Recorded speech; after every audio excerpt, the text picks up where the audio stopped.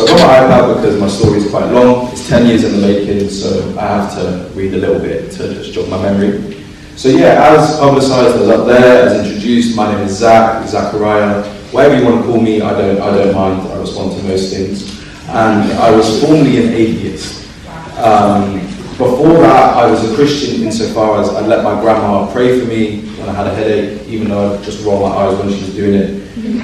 Or saying our daily nighttime routine, which I still do to this day, which was good night, God bless, Jesus look after you, love you, see you in the morning, love you very much, which is quite cute.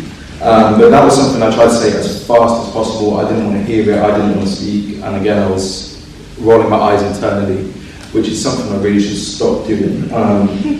But why did I become an atheist? So first off, I'll give you some background about who I am as introduced. I'm a med student here at King's. Wow. I'm currently 21 years old. I'm mixed race, as you can probably tell. I'm Jamaican and English.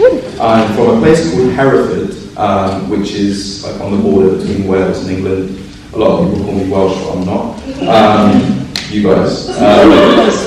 I'm the eldest of 3 brothers.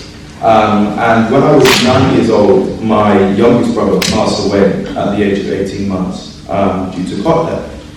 And my older brother was 4 at the time. And obviously, as you can imagine, this was a hugely life-changing experience for me. I was completely, from then on, just changed. And I can remember even that day, my parents were outside, I think they were comforting my brother, and I was in the living room, and I was just sat there on the floor, just crying out to God, saying, I think I even told him I hated him, I didn't want anything to do with him. I said I was so angry, why would you do this, why would you take my brother from me, he's done nothing, he's literally like 1.5 years old. And from then on, I was really just like a firm atheist. When people in class would say, oh yeah, I went to church, it's wrong, isn't it? You believe in God, like that's funny. I'd laugh at them, I'd be daydreaming when we sang, he's got the whole world in his hands, all of that stuff. I really wanted nothing to do with God or religion in general. I just wanted to have my own way, live my own life. And even in primary school, I can remember, this is something that came to me whilst I was preparing this, that I think it was in year 5 or 6, I'd even be like encouraging my classmates to like, oh, let's do some magic. And I'd be like going on the internet and we found like spells and stuff. And yeah, my mum found out, I got a very firm telling off, so that's not what we do. So yeah, that is not what I do. But yeah, what's my journey to, so I've gone from when I was an atheist, but now let's go to agnosticism. So that's when I wasn't really sure what was going on. And I've always been a very scientific person, I'm knowledge-based. If you see me, I've often got my head in a book. And this came through especially when learning about science and space and the origin of everything. And I was a huge believer in the Big Bang. If someone said to me, like, do you believe in religion? I'd be like, no, I believe in the Big Bang, duh.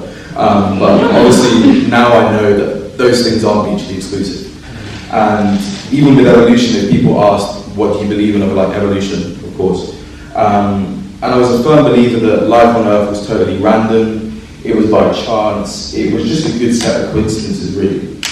And I was very progressive in my mindset. I'd see religion as constraining, it's causing more harm than good. But RE GCSE was the extent of my knowledge, so I didn't really know too much. But as I progressed in my studies of sciences from GCSE to A-level, and I began going in greater depth and began studying about how DNA binds and how it's so beautiful and how the cell cycle is and how atoms can collide in such a way that you make a molecule, and if they collide in a different way, they make a different molecule. And even the way they're made up and even the way they're becoming, like they're consisted of, I was fascinated by it. And although the free sciences at A-level did blow my mind in terms of the study, and it also blew my mind in terms of the sheer vastness of what was going on. And eventually the only logical conclusion I could make was that there must be a God. There must be a greater power, and that greater power is God. And at that point I would have never called myself a believer, but deep down I knew there must be a God. Although I wasn't trying to get to know him too tough at that point. However, at the same time as coming to this realization, I was also entering, and I was in the midst of quite a toxic situationship. There was lots of arguments and making up, and lots of arguments and making up, and I hate you, no I love you, and like all of this. And I've really been struggling at the same time with anxiety and depression. Since I was about 14 or 15 at that point, I was self-harming regularly. I had suicidal thoughts up until this point. One point I almost there's been several times where I've almost taken my life. And I was also drinking and smoking and living the party life up as well. And it came to UCAS season, which is where you apply for uni, as I'm sure we're all aware. And I applied for Cambridge, UCL, King's, and Birmingham. And very early on in my applications, I got a Cambridge offer. And this inflated my ego big time. If you'd come to me in the library, I'd like, okay, but like me, like a mixed-race kid from a little village in Wales, whose family's never known, he hasn't got a doctor in his family, let alone someone that went to uni. That was me. I said, that's all me, it's my intellect, it's my wisdom. And this Cambridge offer became a huge part of who I was. I already saw myself as if I was already in Cambridge, foolish. I was predicted well above what people wanted, so I was like, yeah, I'm already in it. And it got to a point where I had interview offers from King's and Birmingham, and I walked into them half-heartedly. I didn't really want to do it. I said, well, I'm already going to Cambridge, it's fine. So I'd sit there, kind of just not really putting effort in, not really preparing for the interviews, because I already knew I was going to Cambridge. And when my UCL interview offer finally came, I actually declined it. Yeah, I was like, yeah, do you know what? I've really got other offers. I'm not going. So I didn't even bother. And yeah, again, pride. But then I hear the question that's on all of our hearts is, why am I not at Cambridge? Next question. Anyway, that situation ended breaking down just before A-levels started. And I was in a state, you can ask my mum, you can ask anyone, I was not even eating, I wasn't drinking, barely sleeping, let alone study and get the 4 A stars that I needed that had been predicted. I ended up going to my second physics exam and I had a panic attack in the middle of it. Had to leave the room, get a breather, stood there in the bathroom, what's going on? I had to walk back in, put myself back together and went back in. And fast forward to results day, and I ended up missing my Cambridge offer in that exact exam by 6 marks. I got it remarked, paid a couple hundred for that, and it ended up by 2 marks. As you can imagine, I threw a couple things. There was nothing else I could do at this point. It was a thing where I begged Cambridge, I begged my teachers, like, please look, you know I'm smart enough, I couldn't do it. But I had to accept my second choice, which was King's. I love it here. But I got over that quite quickly. I'm quite resilient, so I was excited to come to London and really find out what city life is about as a village boy. So how did I become a Christian? So I'd been to a church service in my village to say goodbye to a vicar that I knew. I looked after his son a couple of times, and he was moving to another parish. He was working somewhere else. So I went to that service, I sang hymns, I believe we sang Amazing Grace, which was stuck in my head for so long. And I even received communion.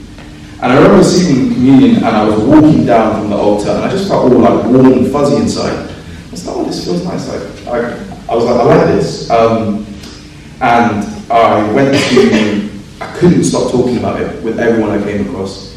I even went to a festival and something, I think like 2 weeks after, and in our camp, whilst everyone was smoking, drinking, whatever, I was playing Amazing Grace, because it was in my head. So I was like, if it's in my head, we're all going to listen to it.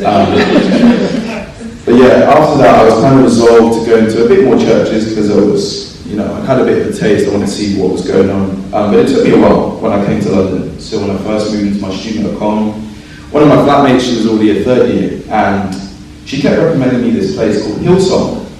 And at the time, it sounded quite weird. It sounded like something you'd see like a Netflix documentary about, like giving away Hillsong.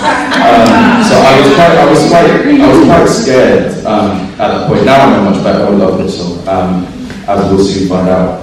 But I came to New Heights here in Freshers Week 2019, and I saw there was a choir standing outside the library, and I heard them singing, and I was literally transfixed.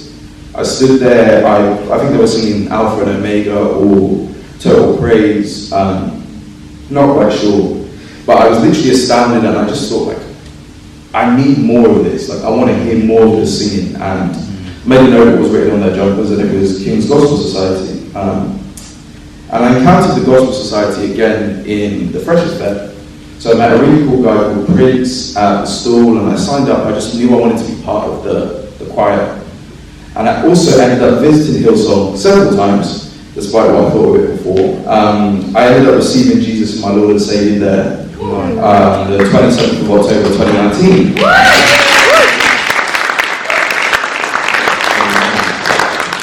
Which is also helps me with God knowing what He's doing because my memory is bad. So it's a week after my 19th birthday, so it helps me remember. But yeah, how did my life change after that? So I continued attending KGS choir, never really sung outside of my shower before, so it was quite a drastic change, learning what harmonies and melodies and tunes. I had no idea, I was scared. And the first KGS event I went to was a worship night. And I'd never heard any of the songs. I was really looking at that projector. I was like, what's going on? I'd have Waymaker and all these things. Songs that I've sang too many times now. And I started going to Bible studies. Where I'd go to the Bible study leader after these Bible studies we have at KGS, and I'd ask, how do I read the Bible? Or what Bible do I read? How to understand it. She even directed me to Bible Project, which was one of my main ways of encountering the Bible. And through KGS, I met a lot of people, networking and all of that. A couple of them are here. And I kept seeing this one church on this guy's Instagram. And it looked really amazing. I was looking at the vibrancy, the youngness of it and all of that stuff. And so I decided to go. I hadn't spoken to this guy much. The conversations we had were quite awkward, if we'd spoken at all. And pretty much all that we had in common in time was that we were both mixed race. And the church is called Imprint London. The Imprint over there. And since my first day there, that became my church. And now Imprint is my family, and that guy who I saw is now one of my closest friends and someone I call my brother. And I became Bible study leader of KGS last year, and now this year I'm currently president. I was baptized last year, and I preached twice at my church in the last year. So God is doing something quick through me. It has been scary. Public speaking, I loved it, but not in that sense. Even just speaking with people and being like, how are you? How's your week going? That was something that was completely foreign to me. But yeah, I say all these things, that the things I've gained is good. And all these things that I've gained, friends from KGS and all these things, but there's one person that I've gained that is so much better, and that is Jesus.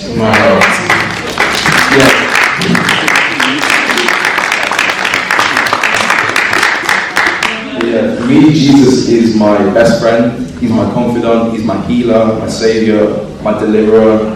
He's where my help comes from. He's my peace within the storm. And my life has received new purpose that I should live for Jesus. And I should praise Him. And really, truly, if you ask me who I am, I'm just a man that loves Jesus. Amen.